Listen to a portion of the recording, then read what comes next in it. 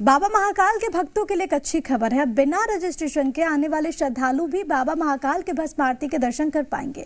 बुधवार को ही महाकाल मंदिर समिति की बैठक में चलायमान भस्म आरती के 7 दिन के ट्रायल पर मुहर लगी और इसके तहत सिंहस्थ 2016 में की गई चलित व्यवस्था के अनुसार बिना रजिस्ट्रेशन आने वाले श्रद्धालुओं को कार्तिकेय मंडपम की अंतिम 2 पंक्तियों से भस्म आरती के दर्शन कराए जाएंगे।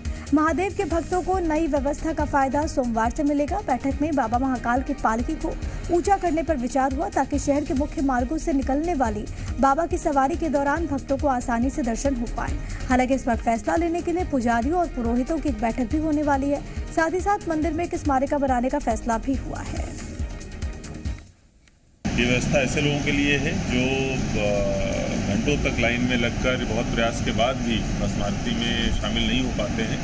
और जैसा सभी लोगों को पता है कि बहुत बड़ी संख्या में श्रद्धालुओं की संख्या बढ़ी है, तो दर्शन तो हम लोग उन सभी श्रद्धालुओं को करा लेते हैं, लेकिन चूंकि भस्म आरती का जो दायरा है, जो भस्म आरती की सीट्स हैं, वो लिमिटेड है, उससे ज़्यादा हम हॉल को नहीं बढ़ा सकते। इसीलिए जो बढ़ती हुई संख्या है श्रद्धालुओं की, उसके लिए व्यवस्था लाई गई है। और तमाम जानकारी के साथ उज्जैन से मेरे सहयोगी राहुल सिंह राठौर इस वक्त जुड़ गए हैं। राहुल, क्योंकि बाबा महाकाल में आस्था न केवल वहां के लोगों की है बल्कि देश से हजारों लाखों की तादाद में भक्त वहां पर पहुंचते हैं और हर किसी की लालसा होती है कि एक बार भस्म आरती के वो दर्शन कर पाएं। अब बहुत महत्वपूर्ण फैसला लिया गया है। बिल्कुल प्रिया, श्रद्धालुओं के लिए एक बहुत राहत भरी ये खबर है, क्योंकि हर रोज हजारों की संख्या में श्रद्धालु बाबा महाकाल के दर्शन करने पहुंचते हैं और उन्हीं की आस्था को ध्यान में रखते हुए जो है ये मंदिर प्रबंध समिति की जो वार्षिक बैठक होती है उसमें एक महत्वपूर्ण निर्णय लिया गया है।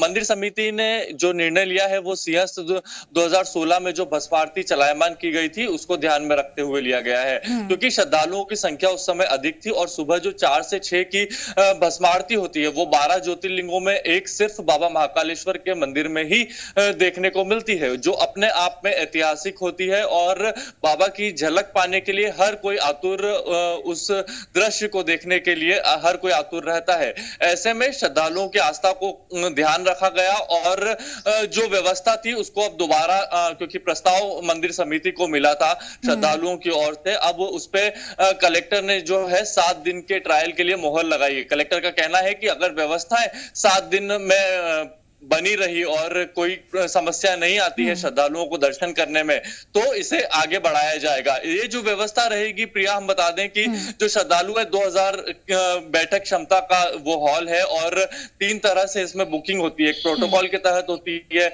कोई ऑफलाइन करवाता है तो कोई ऑनलाइन बुकिंग करवाता है, लेकिन 2000 श्रद्धालुओं के अलावा भी ऐसे श्रद्धालु जो रह जाते हैं और जो जानकारी के अभाव में मंदिर के बाहर पहुंच जाते हैं, उन्हें प्रवेश नहीं दिया जाता।